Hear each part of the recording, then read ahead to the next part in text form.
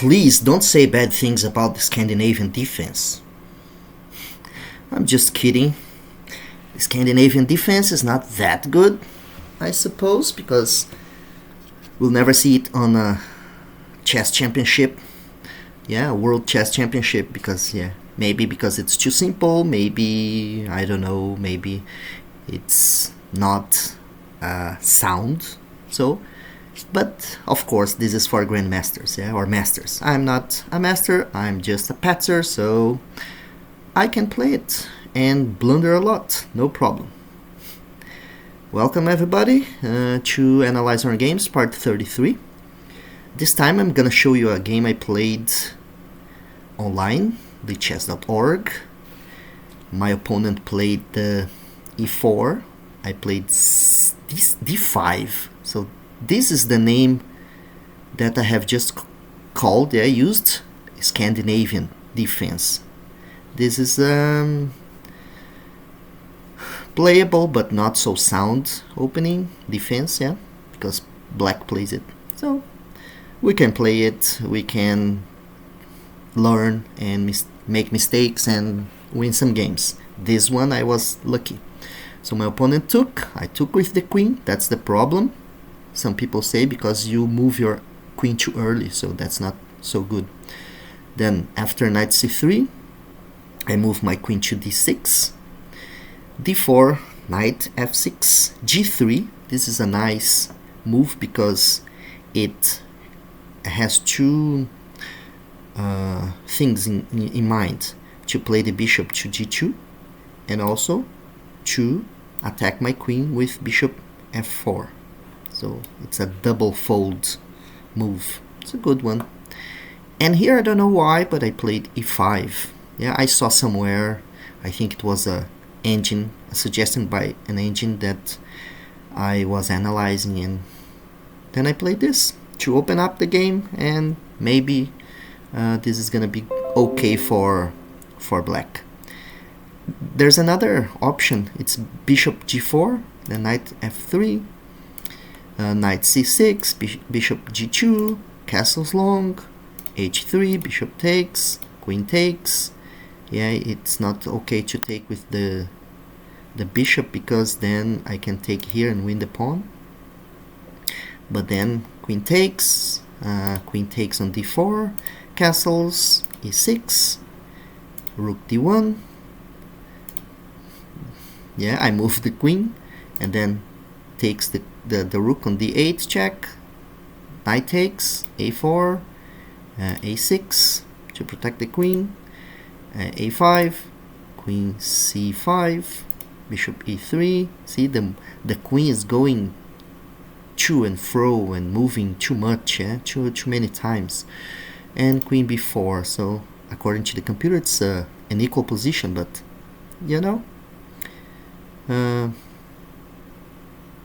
that's okay. And then, as I have already said, I played d5. Then my opponent played d4, d5. It's also possible to defend the pawn, and then after some exchanges, and then, as I said, my queen's attacked, so I have to move. b6 is a normal square for the queen. Bishop g2, castles, bishop g4, knight d5, knight takes, queen takes on g4, knight takes on f4, queen takes, bishop f6, knight f5, and knight c6. According to the computer it's an equal position. That's okay. It's very equal, because take a look at the structure. 3 pawns, 3 pawns, 3 3, 1 bishop, 2 knights, and 2 rooks, and 2 queens. So it's an equal position. It's okay. I have played this Scandinavian sometimes, and I have won some games, of course, but lost some others. And what usually is kind of hard is that you have to play safe in the opening, because if white can open up the game after castling and the rook is on e1, sometimes it's dangerous. So I have lost some games because of this. So you have to develop your pieces and try to castle as quick as possible. Yeah, so this is important. So d5, I played a6, yeah, to avoid the jump here, and then f4. So maybe white was opening up the game too early or something. I think better is knight f3. Then I would develop my bishop c6, yeah, try to attack the pawn in the middle, queen e2, then takes, knight takes, and d4, and the game is complex, but it's okay according to the engine. So after f4, I develop my knight. Yeah, it's also possible to play bishop g4, then some changes would happen, and then this is an equal position, yes. The pawn is attacked, knight f3, then castles long. Let's see the structure. 3 pawns, 6, yeah, okay. The only problem is this pawn that may be attacked in the future, but so far it's okay. Yes, so let's go back. Knight bd7, I defended, my opponent took, I took with a check, and then the things started here. My opponent made a mistake, he played bishop e2, so better I think is queen e2 to try to defend the position and also to put the queens face to face, and then maybe the queens can be exchanged and things will be better for, not so bad for white, because after this pinning, then he would attack my queen, then check here, and knight takes, bishop g2, knight takes, and c6. Black is probably a little bit better because of the pawn structure and one more pawn. Yeah, white has 5 pawns, but there's a double here. Yeah, 2 double pawns here, and it's okay. Let's see. I think black can win here with very accurate game.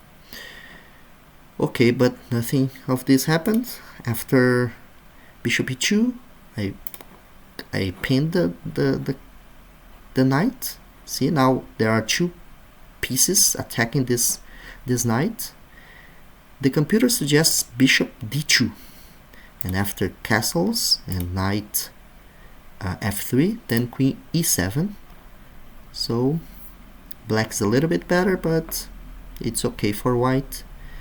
But my opponent played queen d3, and after then I can win a pawn. Yeah, after this the computer even suggests you take with the queen, so it's interesting, yeah, because it attacks the knight, the rook here. The knight spins, so he can't take my queen because of the pin. Yeah, and then maybe knight f3, castles, then bishop d2. Now the knight is unpinned, so I would have to take on d3, c takes, rook e8, a3, and bishop f8 to preserve the bishop pairs, and black is better. But then I took with the knight, I don't know why, but then my opponent played here, attacking my queen, but I have an intermediate check here. Bishop take, pawn takes, queen takes, knight takes. See, the pieces are going.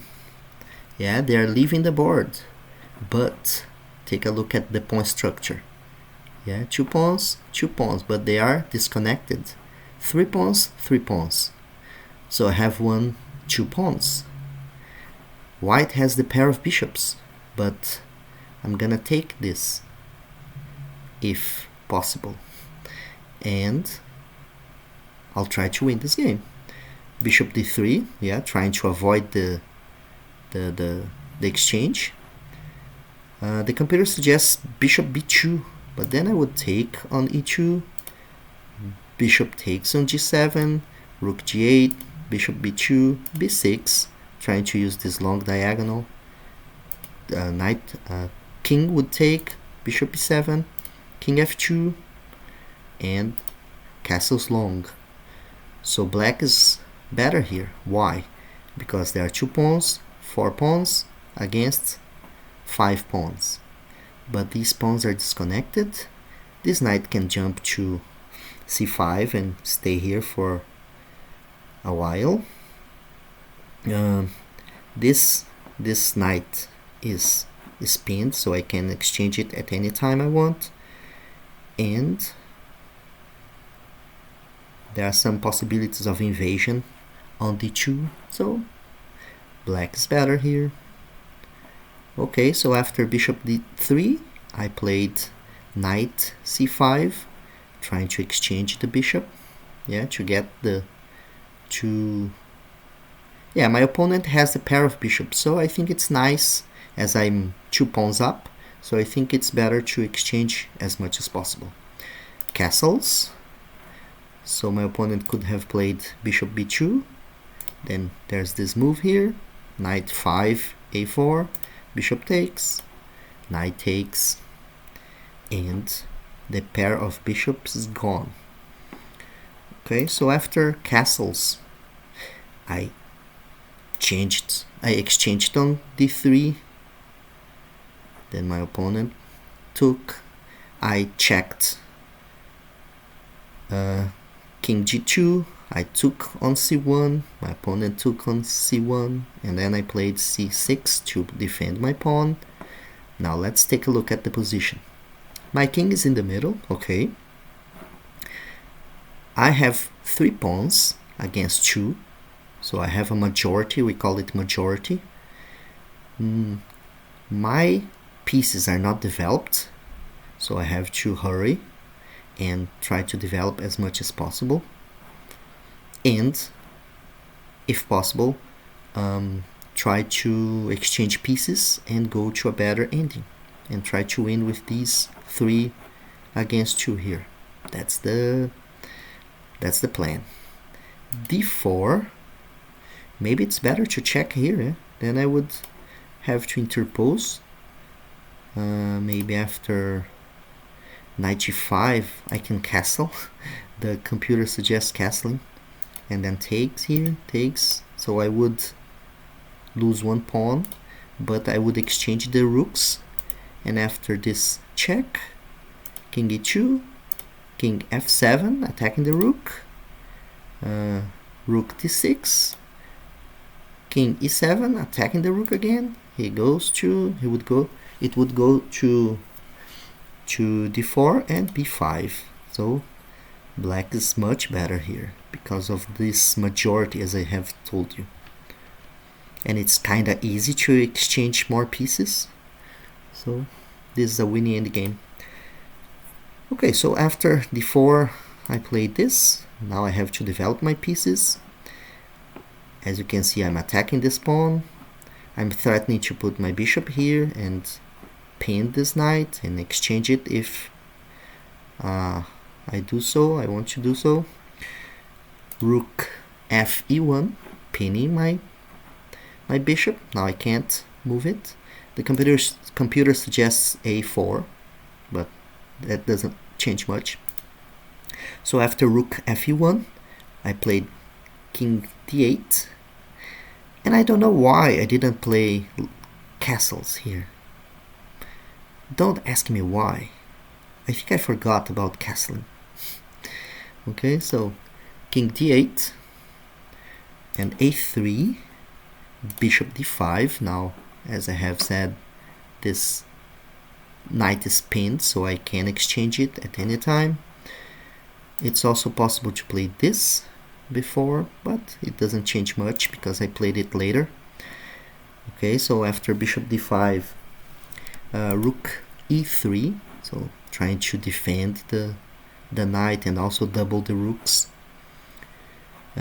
Also possible is to unpin, but then I can take it, can take the knight if I want, and then propose some exchanges. Okay, but after rook e3, I played king d7. And I was a little bit afraid of this, but why? It can't be played because it's pinned. So that's why my opponent doubled the rooks. And then I also played rook he8. And then my opponent unpinned. And then I took it, took there, and played rook e8 to exchange everything. I was in a Capablanca mode. I wanted to exchange everything, go to a winning position. Easy peasy.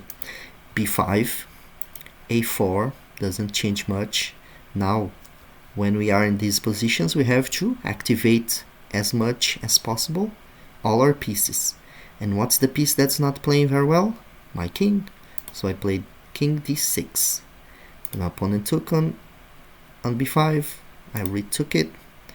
Rook c3. Okay, so my opponent wants to come to this juicy square. And then I played here. Rook e6. See, it's a prophylactic move. Because if I go there and my opponent checks here, I can take here. And he can take on c6. h4. And my opponent was trying to expand on the other side because here it's lost. My king goes. My opponent defended, tried to defend the pawn, but it can't be defended anymore. The computer suggests before. So yeah, it's kind of all winning here. All is winning. So rook e4. Yeah, rook c3, then I took, there's nothing here. Then my opponent went back. And then I was thinking about prophylactics, and I didn't want my opponent to come to e7. So I played king d6, but the computer suggests before. It's much faster and easier. You can lose all these pawns, but these pawns are gonna promote, so go ahead. So I played king d6. Rook e8, so trying to attack from the backwards. c5, also before is winning. Yeah, this is something to remember. When we are moving our pawns forward, it's better to advance the ones that are more advanced. So this before would be much better. But I played c4, c5. It's also winning. Rook b8. b4 now. King e3. So this king is cut, yeah? It can't come to the side of the board. And these pawns are gonna be terrific, yeah? Okay. King e6. I don't know why. I could have gone to the other side of the board because, yeah, these pawns are okay. I can lose them because these pawns are much stronger than trying to defend this, but yeah, I don't know why I defended it. So rook c8, trying to attack the pawn from behind. Rook c4. Also, I could have played king here to defend. Okay, so rook c4, rook e8 check, king f6. Also, going to the other side of the board would be winning, kind of quicker because of these pawns. King f8, So I was trying to defend these pawns because I knew that these ones would be winning. And there's I don't remember if the name is seesaw. It's like a seesaw. You with 2 pawns and 1 rook, you alternate, one defends the other, and you go until the promotion. So it's a thematic. Okay, so king f6, then rook b8. I checked here so I could move my pawn forward, and then king f4. Now I have to be a little bit cautious about checks and mate threats or something. Now, no problem, but yeah, we have to be alert all the time. b3, g4. See, my opponent was trying to cause some problems, but I always have this escape on e7, no problem. If check here, then I run, and yeah, there's nothing much. I can always give a check or win something, no problem. So g4, then g6. Now I open the escape here. I could have checked here. See, this is a winning position, and this maneuver is a very instructive one. When we are in these positions that our rook is beside the pawn, so we have to do something to put the rook behind the pawn, and this is a technique. So I check on c4, then my opponent moves the king, and then I put this. So if my opponent exchanges the rooks, then these pawns are winning easily. So g6, I played safe mode. This one, rook e8, trying to create some nets, but there's nothing here. b2, again, I could no, not yet, but the next, but check here is also winning. b2, then g5, check. Now I have escape. Yes, and now my king is very safe. Yeah, there are no other pieces. For example, if there's a queen or a bishop, then it's kind of dangerous. But in this situation, nothing. Bishop, rook b8. Now my opponent is trying to get behind my pawn, and then I could have used the same theme I said before. Rook c4 check, and then king moves, and then I put the rook here, and this pawn can go freely. Yes. So rook c2. Now the king wants to help and avoid the promotion, but then boom, I played c4. Now the king can come to this place, to this square, d3. It has to go to d4 and then try to do something, but then I do the thing I told you before, the seesaw. c3. The king attacks, but then I can go to c1.